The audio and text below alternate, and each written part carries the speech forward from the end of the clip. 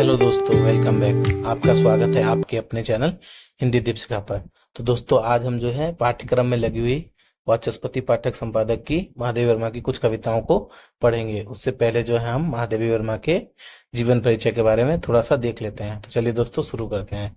इनका जन्म जो है 1907 ईस्वी में फर्रुखाबाद में हुआ तथा इनकी मृत्यु जो है 1987 में इलाहाबाद में हुई।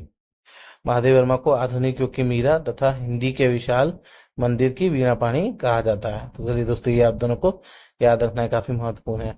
और महादेव वर्मा जी की कुछ काव्य संग्रह जो है यहाँ पे दिए हुए हैं, जैसे निहार 1930, रश्मि 1932, नीरजा 1934 और सांदगीत 1936, यामा 1940, दीपशिखा 1942 और सप्तपर्णा 1960 और प्रथम आयाम 1984 और अग्नि रेखा जो है 1990। तो चलिए दोस्तों, ये हमने उनके काव्य संग्रह देखे। अब उनके बारे में देख लेते हैं। महादेवी वर्मा जी को जो है यामा के लिए ज्ञानपीठ पुरस्कार 1982 ईस्वी में मिला और यामा में इनकी जो है निहार, रश्मि, नीरजा और सांदगीत की जो रचनाएं हैं वो संकलित हैं। तो चलिए दोस्तों, हमने जीवन परिचय देखा। अब हम कुछ पंक्तियों को देख लेते हैं। विरह का जलजात जीवन कविता की। चलिए दोस्तों, शुरू करते हैं। विरह का जलजात जीवन, विरह का जलजात, वेदना में जन्म, करुणा में मिला आवास।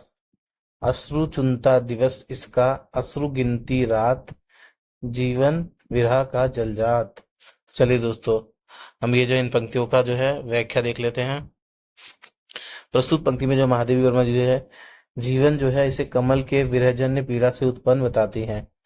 मतलब जीवन को जो है कमल से उत्पन्न बताती हैं। ये जीवन जो है कमल के समान कोमल, सुंदर, मधुर युक्त और आकर्षणपूर्ण प्रतीत होता है, पर यह विरह रूपी जल से उत्पन्न हुआ है। जो जीवन जो है विरह रूपी जल से उत्पन्न हुआ है। वेदना, पीड़ा में ही इसका जन्म होता है। मतलब जीवन का जन्म जो है वेदना और पीड़ा में ही होता है और करुणा में इसका वास स्थान है। सुख दुख से भरे जीवन जगत का प्रभाव आंसुओं से होता है। रात भी मानव जीवन के आंसुओं की ही गिनती है। विरह जल से उत्पन्न जीवन कमल का कवित्री ने कलात्मक भावपूर्ण चित्रण किया है। दिवस का प्रारंभ प्रभात से होता है। प्रभात होते ही प्रकृति के भिन्न भिन्न रूपों, फूलों, पंखुड़ियों, पत्तियों पर पड़े अनुकरण का प्रभाव चुन लेता है। फिर रानी की आती है और वह प्रकृति के विभिन्न उपादानों पर अश्रु बिखेर देती है। निष्कर्ष जो है जीवन करुणा, वेदना, दुख से अल्पावित है। जो है महादेवी वर्मा जो है जीवन को जो है दुख से प्रेरित मानती हैं। उन्होंने बताया है कि उनके जीवन में जो है काफी दुख ही दुख है और उन्होंने अश्रु की धारा जो है अपने जीवन में मानी है और वो कविता के माध्यम से भी जो है अपने दुख को उकेरना चाहती हैं। चलिए दोस्तों, दूसरी पंक्ति हम देख लेते हैं।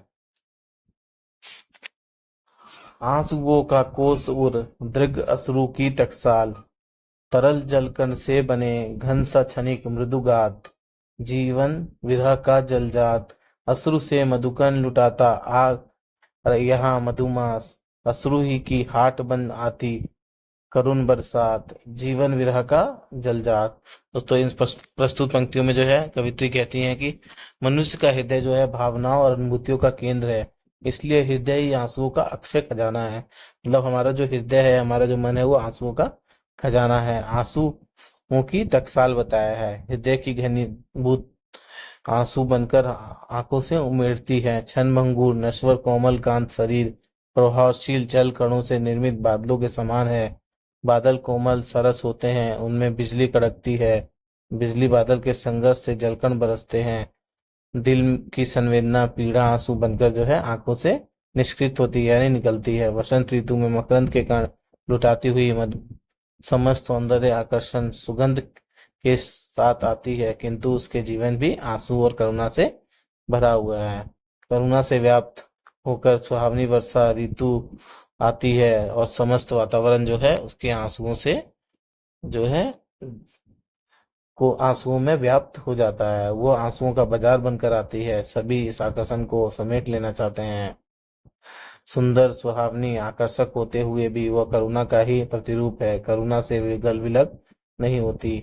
मुख्य रूप से उन्होंने जो है विरह का वर्णन किया है कि किस प्रकार जो है मनुष्य के आंसू जो है उनके पीड़ाओं को और दुख को जो है प्रकट करते हैं। चलिए दोस्तों, ये हमने हो गया महत्वपूर्ण महत्वपूर्ण पंक्तियां कर ली हैं। अब हम अपनी जो है इससे कुछ महत्वपूर्ण प्रश्न कर लेते हैं। पहला प्रश्न, विरह का जलजात जीवन कविता में कवित्री ने अपने जीवन की तुलना किससे की है? तो दोस्तों कमल से की है। दूसरा प्रश्न देख लेते हैं, विरह का जलजात जीवन कविता किस काव्य संग्रह में संकलित है? तो दोस्तों ये जो है निर्जर काव्य संग्रह में संकलित है। दोस्तों तीसरा प्रश्न देख लेते हैं, कविता में कवित्री के हृदय को किसका कोष बताया गया है? तो दोस्तों आंसुओं का जो है कोष या टकसाल बताया गया है।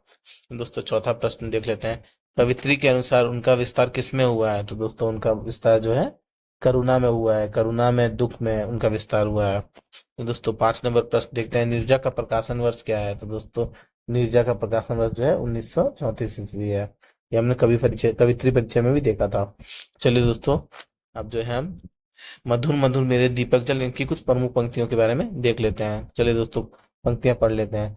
मधुर मधुर मेरे दीपक जल, युग युग प्रतिदिन प्रतिक्षण प्रतिपल, प्रियतम का पथ आलोकित कर।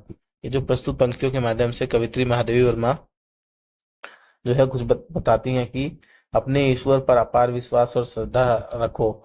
इसी विश्वास के सहारे वो अपने प्रियतम के भक्ति में लीन हो जाना चाहती है। वो अपने हृदय में स्थिर आस्था रूपी दीपक को संबोधित करते हुए कहती हैं कि लगातार हर पल हर दिन युग युगांतर तक जलते रहो, ताकि मेरे परमात्मा रूपी प्रियतम का पथ सदा प्रकाशित रहे। यानी ईश्वर के प्रति उनका विश्वास जो है कभी ना टूटे। ये पंक्तियों के माध्यम से कवित्री कहना चाहती है। चलिए दोस्तों कुछ और पंक्तियां देख लेते हैं हम। सौरभ फैला विपुल धूप बन, मृदुल मोमसा घुल रे मृदु मतन। उसके बाद है, दे प्रकाश का सिंधु अपरिमित परिमित, तेरे जीवन का अनुगल गल, पुलक पुलक मेरे दीपक जल। चलिए दोस्तों इसका व्याख्या देख लेते हैं हम। कवित्री अपने तन को कहती है कि जिस प्रकार धूप या अगरबत्ती खुद जलकर सारे संसार को सुगंधित करती है, उसी तरह तुम अपने अच्छे कर्मों से इस जग को सुगंधित करो। जिस तरह मोम जलकर सारे वातावरण को प्रकाशित करता है, उसी तरह वह शरीर रूपी मोम को जलकर अपने अहंकार को नष्ट करो और पिघलने का अनुरोध करती है। मतलब अहंकार रूपी जो है मोम को पिघलाकर जो है अपने अच्छे गुणों को बाहर लाने के लिए कहती है। शरीर रूपी मोम से जलने और अहंकार के पिघलने से असीमित समुद्र की भांति ऐसा प्रकाश आलोकित हो चारों ओर फैल जाए, चाहे उसके लिए शरीर रूपी मोम का हर कण गल जाए। वह अपने आस्था रूपी दीपक को प्रसन्नता पूर्वक जलते रहने के लिए कहती है। तो चलिए दोस्तों, तो इसमें जो है नेक्स्ट पंक्ति देख लेते हैं हम, जो इम्पोर्टेंट पंक्ति है। चलिए दोस्तों,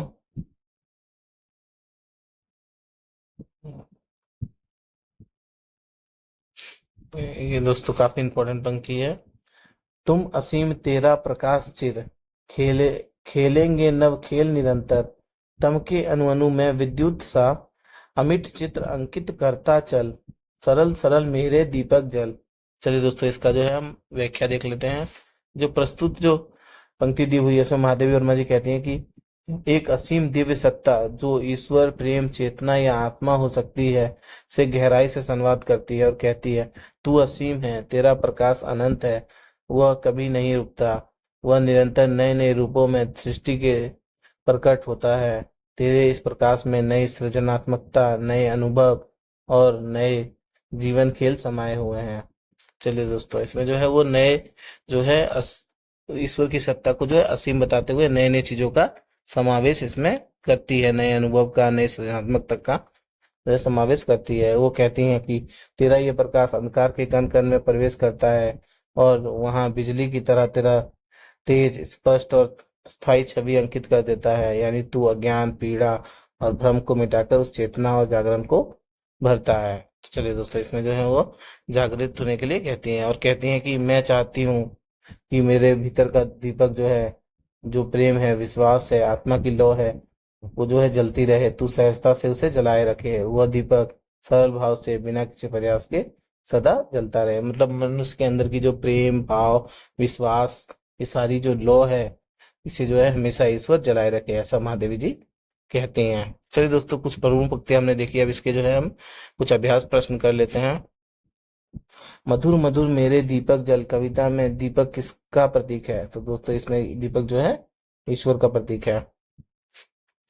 दूसरा प्रश्न देख लेते हैं, कविता में कवित्री किसका पथ आलोकित करना चाहती हैं? तो दोस्तों कवित्री जो है अपने प्रियतम का, यानी अपने परमात्मा का, अपने प्रियतम का पद जो है प्रकाशित करना चाहते हैं। चलिए दोस्तों, तीसरा नंबर प्रश्न देखते हैं, महादेवी वर्मा को आधुनिक युग की मीरा क्यों कहा जाता है?